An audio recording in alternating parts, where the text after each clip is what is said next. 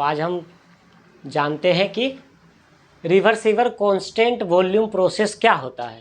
कोई भी साइकिल है उसमें क्या है, 4 प्रोसेस होते हैं, compression, heat addition, expansion, heat rejection.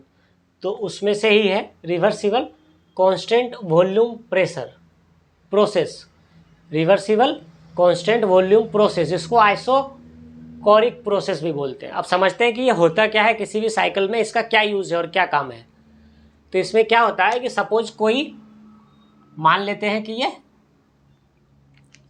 System है, ये कोई सिस्टम है जिसको हम क्या कर रहे हैं, हीट दे रहे हैं। यहाँ से ये हीट है, ठीक है, क्यों हम हीट इसको दिए, ये हमारा फ्लेम है जहाँ से हीट जा रही है अंदर गैसेस से। अब उसमें टेम्परेचर ऐड कर रहे हैं हम, ठीक है। और ये उसका पीवी डायग्राम है जिसमें वॉल्यूम कांस्टेंट है, क्योंकि हम क्या कर रहे हैं, कांस्टेंट वॉल्यूम की बात कर रहे हैं। तो यहाँ वॉल्यूम क्या है, कांस्टेंट है, V1 = V2। सिर्फ बढ़ेगा क्या, प्रेशर, क्योंकि हम जब टेम्परेचर बढ़ाएंगे तो सिलेंडर के अंदर का या कंबसन चेम्बर हो या कोई ऐसा सिस्टम हो उसके अंदर का प्रेशर बढ़ेगा। और कांस्टेंट वॉल्यूम है, वॉल्यूम को कांस्टेंट रख के हमने क्या किया, प्रेशर को बढ़ाया। तो उसमें क्या कुछ फॉर्मूला, कुछ डेरिवेशंस है, वो डेरिवेशंस को समझते हैं। उसका 4 प्रोसेस है, कहाँ पे हीट बढ़ रही है, कहाँ टेम्परेचर बढ़ रहा है, कहाँ इंटरनल एनर्जी बढ़ रही है, कहाँ पे क्या हो रहा है।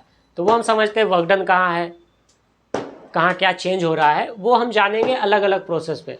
तो पहला क्या है, relationship between the pressure, volume and temperature.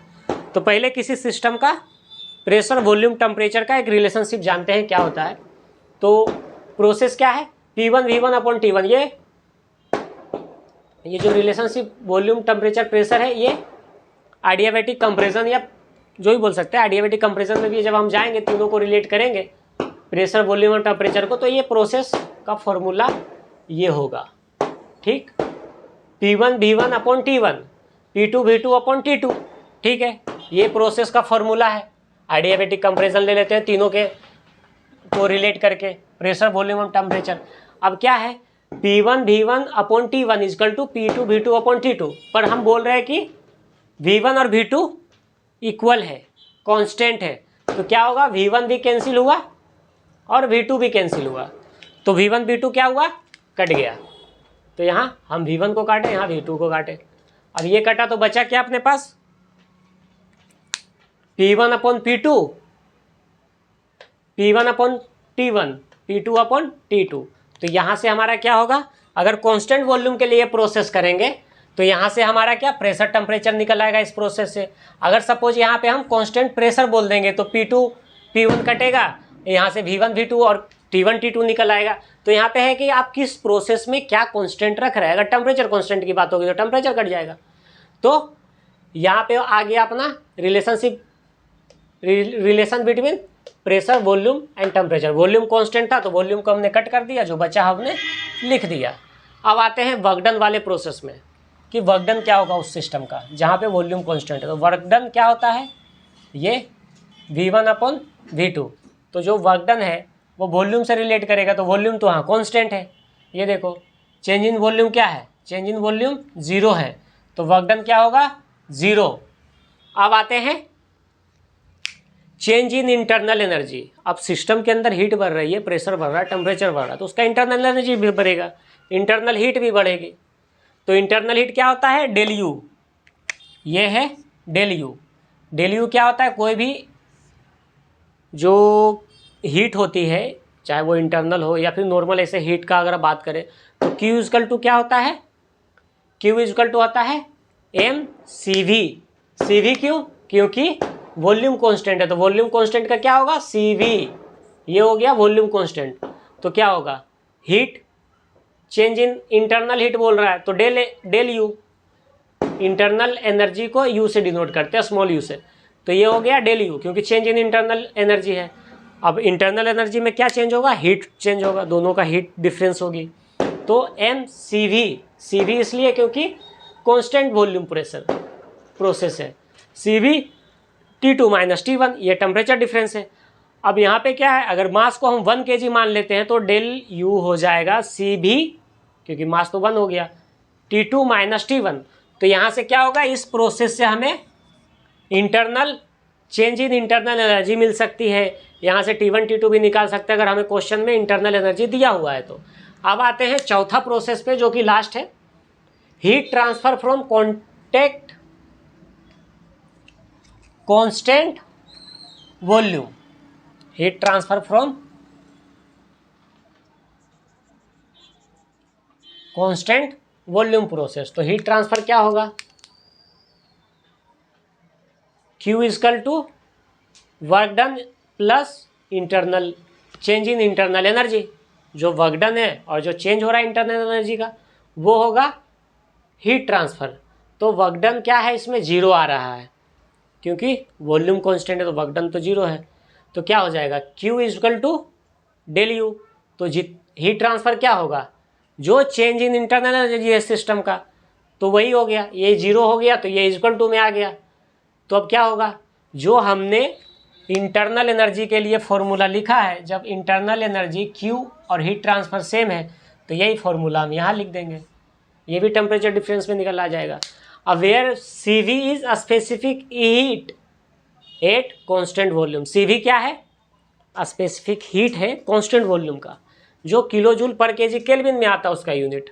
अब जैसे CV अगर एयर के लिए होगा, क्योंकि हर फ्लूइड के लिए अलग अलग होता है स्पेसिफिक हीट, एयर की बात करेंगे तो अलग होगा, स्टीम की बात करेंगे तो अलग होगा, कोई लिक्विड की बात करेंगे तो अलग होगा। तो यहाँ क्या है, एयर के लिए हम कितना मानते हैं, CV 0.718 किलो जूल पर केजी केल्विन। तो आई होप कि ये समझ में आएगा रिवर्सेबल कांस्टेंट वॉल्यूम प्रोसेस क्या होता है। अगर ऐसा कोई क्वेश्चन आता है कि please derived reversible constant volume process या आइसोकोरिक प्रोसेस, उसका अगर डेरिवेशन करने के लिए आता है तो आपको ये 4 पॉइंट याद रखना पड़ेगा। फर्स्ट क्या है, relation between pressure temperature and volume, ये फर्स्ट फॉर्मूला है डेरिवेशन से। वहाँ से जो कांस्टेंट होगा वो कट जाएगा, जो बचेगा उसको हमें लिख देना है बस। अब वर्क डन क्या है, वर्क डन कैसे निकालेंगे सेकंड में, इसका जो वॉल्यूम डिफरेंस है, वॉल्यूम डिफरेंस है तो यहाँ पे क्या वॉल्यूम कांस्टेंट है तो यहाँ क्या बोल रहा है, work done equal to dV।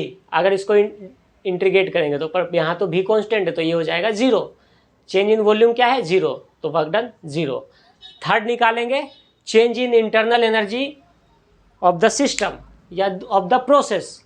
तो इंटरनल एनर्जी क्या होता है, mCV। अगर प्रोसेस कांस्टेंट वॉल्यूम है तो mCV, अगर कांस्टेंट प्रेशर है तो mCP होगा, प्रेशर आएगा यहाँ पे, जहाँ पे ये V है वहाँ पे P आएगा। और टेम्परेचर डिफरेंस T2 - T1। अब वहाँ पे क्या है, ये फॉर्मूला है अपना Q निकालने का या इंटरनल एनर्जी निकालने की।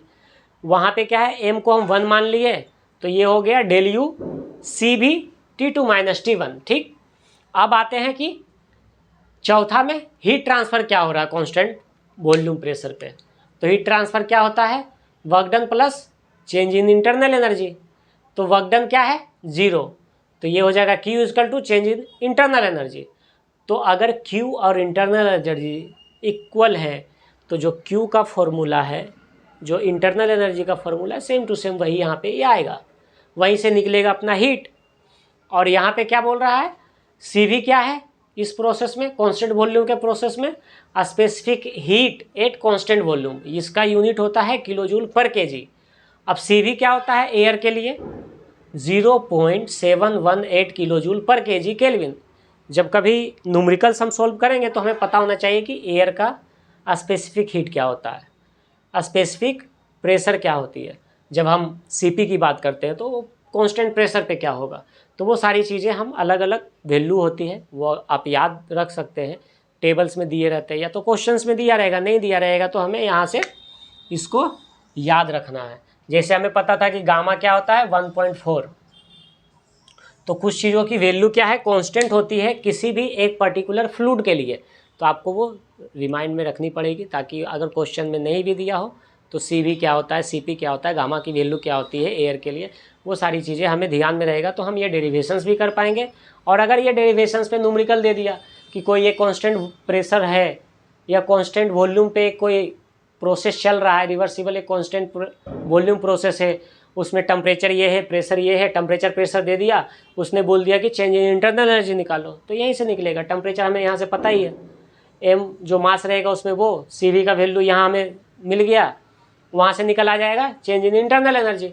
अगर चेंज इन इंटरनल एनर्जी निकलता है तो हीट भी निकल आएगी, क्योंकि क्या, वर्क डन इसका 0 है, तो जो इंटरनल एनर्जी होगा वही हीट ट्रांसफ़र होगी।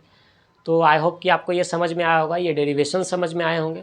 ये बहुत ही इंपॉर्टेंट है मैकेनिकल में, जो भी बच्चे पढ़ रहे हैं तो ऐसे ये डेरिवेशंस आते हैं एग्ज़ाम में, कभी पूछ देता है या इस पर न्यूमेरिकल्स पूछ देते हैं, तो आपको ये डेरिवेशंस आने चाहिए। इसके जो 4 प्रोसेस है, कहाँ क्या ट्रांसफ़र हो रहा है, कहाँ पे क्या है, relation between volume, temperature, pressure, change in internal energy, work done, heat transfer, ये सारा आपको जानना चाहिए। और ये फॉर्मूले आपको पता होना चाहिए जो डेरिवेशन से निकल रहे हैं, क्योंकि अगर न्यूमेरिकल पूछता है तो हम यहीं से सॉल्व करेंगे। थैंक यू सो मच, मिलते हैं नेक्स्ट वीडियो में।